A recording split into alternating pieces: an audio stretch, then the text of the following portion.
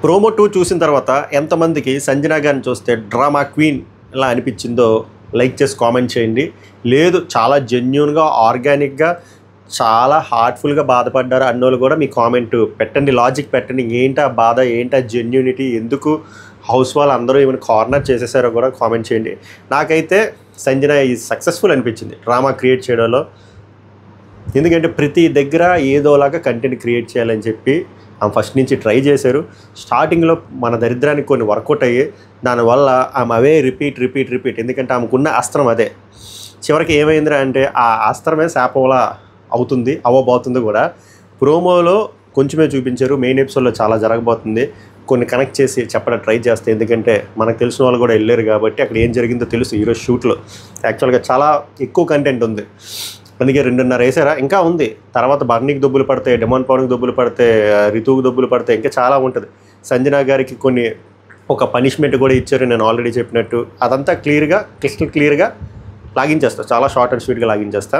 So welcome to my reviews. మేరా నామ్ పవన్ హే. ఇంకా మొదలు పెడదామా హే. ప్రోమో 2 చూడలేని వాళ్ళు వెళ్ళి చూసిరండి. లేదు బ్రో ఆ 2:30 నిమిషాలు అంత ఓపిక లేదు, ఇందులో నేను కలిపి కొట్టేస్తానంటే కొట్టించుకోండి, మేము రెడీగా ఉన్నాం. ఎందుకంటే నేను చెప్పేస్తాను మొత్తం ఏం జరిగిందో. ప్రోమో 3లో 3 ఘట్టాలు. ఒకటి ఎమాన్యుయల్ చిన్న ఘట్టం, ఇంకోటి తనుజాది ఒక చిన్న ఘట్టం, మిగిలిన పెద్ద ఘట్టం పాతఘట్టం మన సంజన. పాతఘట్టం గురించి మాట్లాడే కంటే ముందు తనుజాని పాపం కావాలనే అలాగ పాయింట్ రేస్ చేశారా అనిపించింది. ఎందుకంటే లైవ్ చూసిన వాళ్ళకి అక్కడ అర్థమవుతుంది. అక్కడ గుడ్డికి ఎంతైతే సీన్ చేశారో సేమ్ అంతే సీను అక్కడ చేశారు సంజన గారు. అక్కడ నాగార్జున గారు చూపించలేదు. మేబీ ఓవర్ డోస్ ఎక్కువైపోతుందేమో అనుకున్నారేమో. అక్కడ తనుజాది రాంగ్ అన్నట్టు ప్రొజెక్ట్ చేశారు, అండ్ ప్రొజెక్ట్ చేస్తారు కూడా. తర్వాత వీడియో ప్లే చేసి ఇమాన్యుయల్ని అడిగితే తనుజాదే రాంగ్లా అనిపిస్తుంది సార్ అని ఇమాన్యుయల్ కూడా అంటాడు. మీరు చూడబోతున్నారు, అది నేను చెప్తున్నా. బట్ నేను మాత్రం నా స్టాండ్ మీద బలంగా నిలబడుతున్నా. నేను లైవ్ చూసాక అదే చెప్పా, మెయిన్ ఎపిసోడ్ చూసాక అదే చెప్తున్నా. ఇప్పుడు నాగార్జున గారు ఆ వీడియో వేసి ఇమాన్యుయల్తో ఒప్పించేసినంత మాత్రానే నేను ఇప్పుడు నేను ప్లేట్ తిప్పను. ఆ ఎంటైర్ విషయంలో తనుజ గారికి తప్పు ఉంది, చిన్న తప్పే. పెద్ద తప్పు చేసింది సంజన. బట్ ఇక్కడ క్లియర్గా కొంచెం ప్లేట్ తిప్పారు. ఎందుకంటే మొత్తం అంతా సంజన మీదే. అంటే సంజన ప్లాన్ సక్సెస్ఫుల్ అయినట్టే. సంజన ప్లాన్ ఎందుకు సక్సెస్ఫుల్ అయిందో చెప్తాను చూడండి. ముందు సంజన గారు ఏడ సక్సెస్ఫుల్ అయ్యారు తెలుసా? ఓ నోటీస్ పంపారు చూసారా? ఒక నోటీసు ఒక 2 వారాల క్రితం ఒక టాప్ రివ్యూవర్కి నోటీస్ పంపారు చూసారా? అక్కడ ఆమె సక్సెస్ఫుల్ అయ్యారు.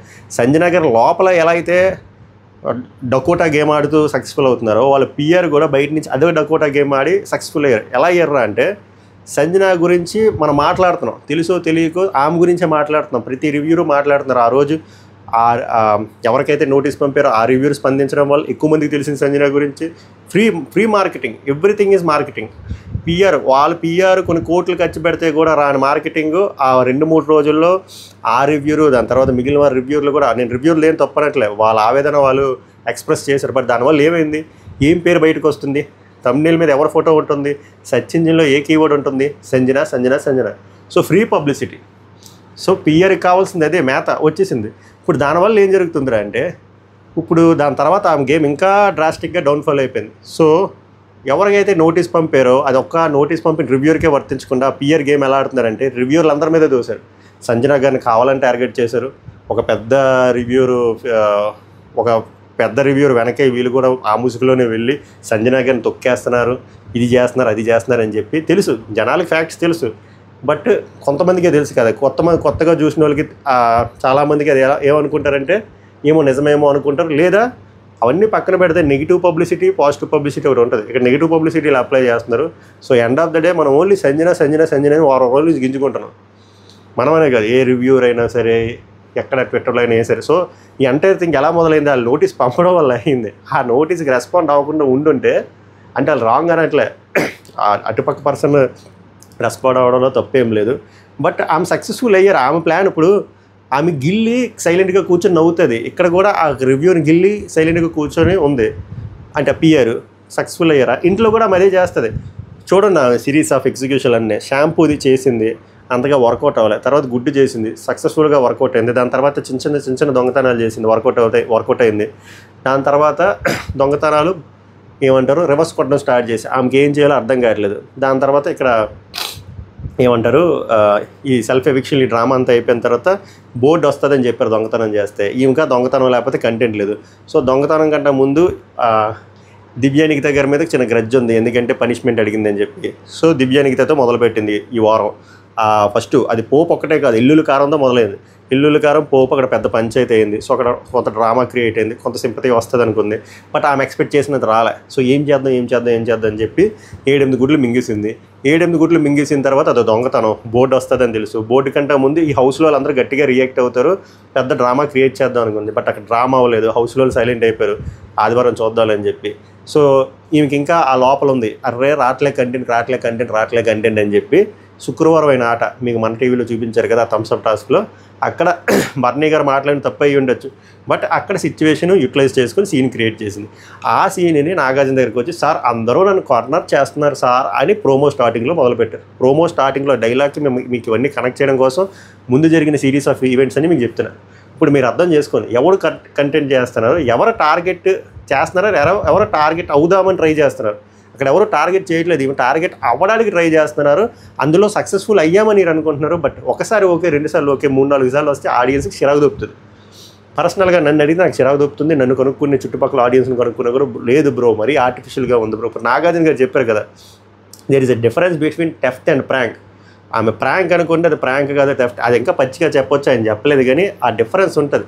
ఆ డిఫరెన్స్ ఆమె ఎప్పుడో మర్చిపోయారు, మెమరీ పవర్లో నుంచి ఎప్పుడో అరెస్ట్ చేస్తారు. సో చాలా దరిద్రంగా ఆర్టిఫిషియల్గా చిరాకు దొబ్బుతుంది. సో దాని మీద ఏమిరా జరిగింది అంటే సెకండ్ పార్ట్లో మాట్లాడదాం. ముందు ఫస్ట్ పార్ట్కి వచ్చేస్తే, ఇమాన్యుయల్ ఎమోషనల్ అయ్యాడు. ఎమోషనల్ అయితే నువ్వు ఇక్కడ ఎమోషనల్ అవ్వడం కోసం రాలేదు. ఇమాన్యుయల్ రిక్వెస్ట్ చేస్తారు, నేను లవ్ స్టోరీ చెప్పారు కదా, ఎలా ఉన్నారు ఇది అదని చెప్పి. అంతా బాగానే ఉన్నారని చెప్పారు, చెప్పలేదో నాకు తెలియదు, కానీ ముందు ఆట ఆడి ఎమోషన్స్ పక్కన పెట్టని చెప్పి నేను చెప్పాను కదా. ఇక్కడ ఒక టాస్క్ పెడతారన్నమాట, gold badge, gold star, silver star, black star. Gold star అంటే ఆల్రౌండర్, ఈ 4 వారాలు ఆల్రౌండ్ పర్ఫార్మెన్స్ ఇచ్చిన వాళ్ళు. It could be entertainment, it could be task, it could be anything, nomination point అయ్యి. అలాగా నాగార్జున గారే స్ట్రైట్ అవే ఇమాన్యుయల్కి ఇచ్చేస్తారు. సో ఇమాన్యుయల్కి చాలా పెద్ద బూస్టప్ అనమాట. ఆ గోల్డెన్ బ్యాచ్, గోల్డెన్ స్టార్ వస్తుంది.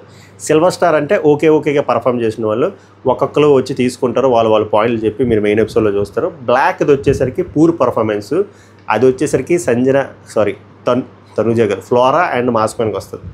ఇది జరిగింది ఫస్ట్ మొక్క. రెండో మొక్కలో తనూజని కావాలని టార్గెట్ చేశారనిపించింది. బట్ అందులో ఒక మాట అయితే నెక్స్ట్ కరెక్ట్ అనిపించింది. ఏంటంటే ఈ ఒక రిలేషన్ ఎస్టాబ్లిష్ చేసి జరుగుతుంది చూసారా, నానా అది నిజంగానే చిరాకు దొరుకుతుంది. దాని మీద క్యూట్ వార్నింగ్ నాగార్జున గారు ఇచ్చారు. I hope she understands that point అని అనుకున్నా. అది పక్కన పెడితే ఆమె గేమ్ కొంచెం ముందుకు వెళ్ళడానికి చాలా అవకాశం ఉంది. సో నేను కోరుకుంటున్నా, ఎందుకంటే ఆ నానా అని చాలా మెజారిటీ ఆఫ్ ఆడియన్స్కి చిరాకు దొరుకుతుంది ఆ నానా అన్నమాట. బట్ ఆ పోపు విషయంలో వచ్చేసరికి దివ్య నిఖితాని ప్రాజెక్ట్ చేశారు, తనూజను ప్రాజెక్ట్ చేశారు. ఆమె చెప్తుంది నా లైఫ్లో నల్లి గుర్తు తెచ్చుకోవాలనుకోలేదు సార్ అని చెప్పి. ఓనర్ అడిగినప్పుడు టెనెంట్ చేయాలి కదా, నాగార్జున గారు ఏది కలిపారు పులిహోర ఆ లోపల చెవులో చెప్పింది. మొత్తం లైవ్ అంతా చూసిన వాళ్ళకి అర్థమవుతుంది. ఆమె ఇంటెన్షనల్గా డ్రామా క్రియేట్ చేశారు. రైట్ అవే ఫస్ట్ ఏమో ఇంత చేయమన్నారు వెల్లుల్లి కూరం, దాని తర్వాత పోపు ఏమన్నారు, అక్కడేమో ముందు ప్లెయిన్ పోపు అనలేదు, అక్కడ ఆవాలు లేవు జీలకర్ర లేదని చెప్పారు. తర్వాత శ్రీజన్ వచ్చి చేయించమన్నారు, ఈమె పెనం మీద ప్లేట్ ఎట్టేసింది. తర్వాత తనూజ వచ్చి నేను చేస్తా అన్నది. ఎంత జరిగింది. నాగార్జున గారు అవే మాట్లాడలేదు, జస్ట్ తనూజ ఇసిరిని చూపించట్లే, కొంచెం ర్యాష్గా ఇసురుతుంది. తప్పే, తనూజ ఏదైనా తప్పు ఉందంటే అది ఒకటే. బట్ మిగిలిన తప్పు అంతా ఎవరిది అది. కానీ ఎందుకు చేయలేదు అంటే బ్యాలెన్స్ చేయాలి. మొత్తం తనూజ సంజన గారి మీద ఎక్కేస్తే మళ్ళీ ఎక్కువ మైలేజ్ వచ్చేస్తుందని చెప్పి అక్కడ ఆపి తనూజకు కూడా కొంచెం పడాలి కాబట్టి అలా వేశారు. కానీ ఈ సినారియోలో తనూజ తప్పేం లేదు. తనూజ ఏదైనా తప్పు ఉందంటే ఆ కొంచెం ర్యాష్గా ఇసిరింది ఒకటి తప్పు. అండ్ ఏదైతే నానా ఉందో అది కంట్రోల్ చేసుకోవాల్సిన టైం వచ్చింది. అండ్ ఇంకోటి ఈ ప్రోమోలో చూపించలేదు, ఇంకో ప్రోమో రిలీజ్ చేస్తారో ఏమో తెలియదు, కానీ బర్నీ కూడా దొబ్బులు పడతాయి. నువ్వు ఆ రాలంగమామ గెటప్ నుంచి ఆ మాస్క్ నుంచి బయటకు వచ్చి నీ అసలు ఆట నువ్వు చూపించు, నువ్వు ఆటలోనే ఉంటే కష్టం అని చెప్పి ఆయన కూడా మంచి వార్నింగ్ పడింది. వీళ్ళిద్దరికీ కరెక్ట్ టైంలో పడింది అనుకుంటున్నాను. ఎందుకంటే ఈ నానా కూతురు సెంటిమెంటు బ్రేక్ అవ్వాలి, చూడలేకపోతున్నాం. దరిద్ర కూతురు సెంటిమెంటు. సో కూతురు నాన్న చెల్లాచెదురు అయిపోయి వాళ్ళ ఆట అలా ఆడితే బాగుంటుందని నా అభిప్రాయం. ఇప్పుడు last but not least Sanjana గారి ఆస్కార్ పర్ఫార్మెన్స్, మన డ్రామా క్వీన్ గారి పర్ఫార్మెన్స్. ఇప్పుడు ఈ పదాలకు మనకు నోటీస్ పంపుతారేమో పర్లేదు, బ్రింగ్ ఇట్ ఆన్ అన్నట్టు ఉంది. మనం అది కాదు మ్యాటర్. కంటెంట్ క్రియేట్ చేయడంలో సక్సెస్ఫుల్ అయ్యారు. నేను చెప్పాను కదా లాస్ట్ వీక్, ఎలాగైనా బోర్డు మెడలో వేసుకుందాం, నామినేషన్లో ముందు శనివారం ఆదివారం ఎపిసోడ్లో రచ్చ చేద్దాం, దాని తర్వాత నామినేషన్ పాయింట్లోకి వస్తుంది, అందరూ నమ్మే పడతారు, సింపతిగా వస్తుంది. సో దీనికోసమే ఆమె వెయిట్ చేశారు. అలాగే ఆ ఎల్లుల కారం పోపులు, గుడ్లు మింగిడాలు, తర్వాత థమ్స్అప్ టాస్క్లు, ఇదంతా ఆమె చేశారు జస్ట్ బికాస్ ఆఫ్ కంటెంట్. అంతా చేసి నన్ను టార్గెట్ చేస్తున్నారు, నాకు ఎవరు ఇంపార్టెన్స్ ఇవ్వట్లేదు. ఇంకో డైలాగ్ అంటారు, అది కట్ చేస్తారు ఏమో తెలియదు, కానీ వెళ్ళిన ఆడియన్స్ చెప్తారు, నాకు 5 months బేబీ ఉన్నారు సార్, క్రేవింగ్ సార్, అందుకే నేను గుడ్లు మింగేశానంట. అంటే ఇంకెవరికి క్రేవింగ్ లేదా, క్రేవింగ్ తీర్చుకోవడానికి మీరు బిగ్ బాస్ హౌస్కి వచ్చింది. ఇప్పుడు మాస్క్ మ్యాన్ ఒక డైలాగ్ మధ్యలో వేస్తే మాస్క్ మ్యాన్ తిట్టారు నాగార్జున గారు, నువ్వు మధ్యలో ఇన్వాల్వ్ అని చెప్పి. బట్ మాస్క్ మ్యాన్ కాసేపు పక్కన పెడితే అందరికీ క్రేవింగ్లు ఉంటాయి, అందరికీ బోల్డ్ చేయాలనిపిస్తుంది. చేసేస్తారు హౌస్లో? చెయ్యరు కదా. So very worst answer. అది ప్రోమోలో చూపించలేదు, ఎందుకు చూపించలేదు నాకు తెలియదు. బట్ అదైతే జరిగిందంట షూట్లో, ఎడిటింగ్లో లేపుసారో మనకు తెలియదు. సో ఓవరాల్గా ఆమె ఎలా పోర్ట్రే చేస్తుందంటే అందరూ నన్ను టార్గెట్ చేస్తున్నారు, ఎవరికి నేను ఇంపార్టెన్స్ లేదంటే నాగార్జున గారు గట్టిగా పెద్ద సైజు రాడ్ కాదు కానీ చిన్న సైజు A1 కాదు A2 రాడ్ పెట్టారు. ఏం పెట్టారా అంటే, నీకు అన్ఇంపార్టెంట్ కాలేనప్పుడు నలుగురు ఎందుకు సాక్రిఫైస్ చేస్తారు? అసలు ఇన్ఫాక్ట్ నువ్వు ఆ నలుగురు సాక్రిఫైస్ చేసిందానికి నువ్వే ఇవ్వాల. ఇమాన్యుయల్కి హెల్ప్ చేస్తా అన్నావు కానీ అక్కడ పీక్ పడిపోయింది ఏం లేదు, ఆయన చెప్పలేదు కానీ నేను చెప్తున్నా. సో మరి అక్కడ ఇంపార్టెన్స్ ఇచ్చినట్టే కదా. నీకు నెయిల్ పాలిష్కి బుర్ర రంగు వేయడానికి బుర్ర రంగు చెప్పరు, మన ఇంప్రూవైజేషన్ ఆమె రంగులు కూడా వేసుకున్నారు. నీకు ఒక అసిస్టెంట్ ఉంది, సో ఎందుకు అన్ఇంపార్టెంట్ అనుకుంటున్నావు? అక్కడ ఎవరు అన్ఇంపార్టెంట్ ఏం చేయట్లేదు, నువ్వు అలా ఫీల్ అవుతున్నావు అని చెప్పి కొంచెం ఇచ్చారు. ఇంకా ఇచ్చుంటే బాగున్నాను.